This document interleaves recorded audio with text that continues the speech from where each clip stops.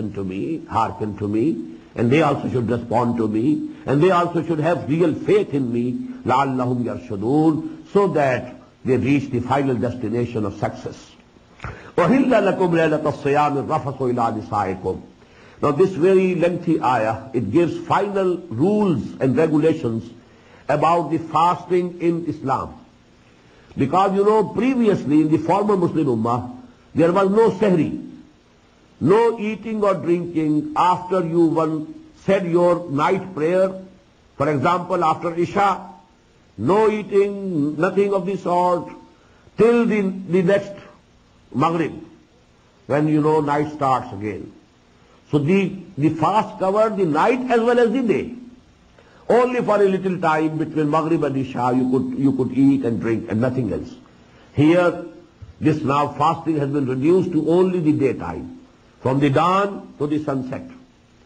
So this is, then there was no sexual intercourse also permitted during the fasting.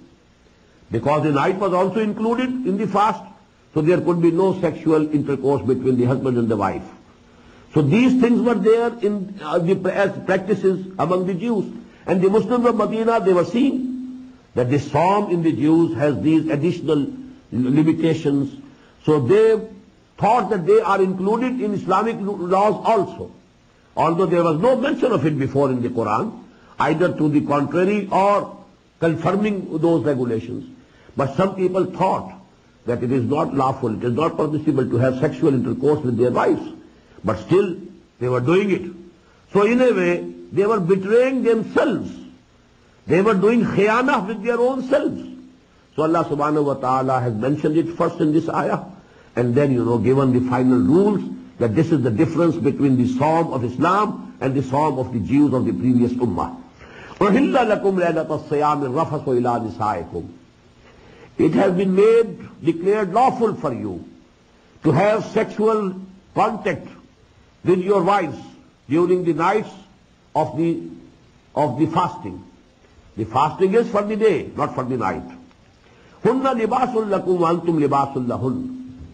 They are like a covering, because just as the dress, they are like dress to you, and you are like dress to them. This dress covers our body. So actually the intimacy between the dress and the body, so that has been referred to by this simile. They are like dress to you, and you are like the dress to them. هُنَّ لِبَاسٌ لَكُمْ وَأَنْتُمْ لِبَاسٌ لَهُنَّ. So this close affinity and proximity. عَلِمَ اللَّهُ أَنَّكُمْ كُنْتُمْ تَخْتَارُونَ أَنفُسَكُمْ. It's in the knowledge of Allah subhanahu wa ta'ala that you were committing khiyanah with yourselves. You were betraying yourselves. You thought that this sexual intercourse is contrary to this psalm, and still you were doing it. Only a few might have been doing it, but Allah subhanahu wa ta'ala, mentions it, because with reference to that, He is now giving the final rules about this psalm in Islam. Fataba alaykum. So Allah subhanahu wa ta'ala has accepted your tawbah. He has relented towards you. He is lenient towards you. Wa'afa ankum, and He has forgiven you. You have done a mistake, committed a mistake, you shouldn't have done this. Although you didn't know it for sure that it is haram. But you thought that it is haram, and still you are doing it. So actually you are betraying yourself. You are doing khiyana, dishonesty with your own self. Now Allah subhanahu wa ta'ala has relented towards you, and He has accepted your tawbah, and He has forgiven you. فَالْآنَ بَاشِرُوهُنَّ. Now you can have contact with them. وَابْتَغُوا مَا كَتَبَ اللَّهُ لَكُمْ. And now you try to get what Allah subhanahu wa ta'ala has ordained for you. Now this sexual intercourse, the result is offspring, the result is taskin, لِتَسْكَنُوا إِلَيْهَا. Everything that is contained in it. Allah subhanahu wa ta'ala has not gone into details.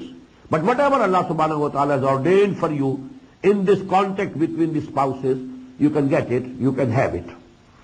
وَابْتَغُوا مَا كَتَبَ اللَّهُ لَكُمْ فَالْآنَ بَاشَرُوهُنَّ وَابْتَغُوا مَا كَتَبَ اللَّهُ لَكُمْ وَكُلُوا وَاشْرَبُوا حَتَّى يَتَبَيَّنَ لَكُمُ الْخَيْطُ الْأَبْيَضُ مِنَ الْخَيْطِ الْأَسْوَدِ مِنَ الْفَجْرِ. And you can keep on eating and drinking till the white thread of the morning, of the dawn, becomes evident to you from the black thread of the night. This is again, an expression for the dawn, when that whiteness appeared on the horizon. It's like a thread which is separating darkness from this thread, it is separating the horizon. When the white thread of white thread of the dawn becomes evident to you from the black thread of the night. Now when dawn has appeared, stop eating, stop drinking. Now till the sun setting, till the coming of the night, you have to complete this psalm. Now all the restrictions are there. No eating, no drinking, no sexual contact, nothing of the sort. All things prohibited. وَلَا تُبَاشِرُوهُنَّ وَأَنْتُمْ عَاكِفُونَ فِي الْمَسَاجِدِ. An additional limitation. And that is when you are mu'takif.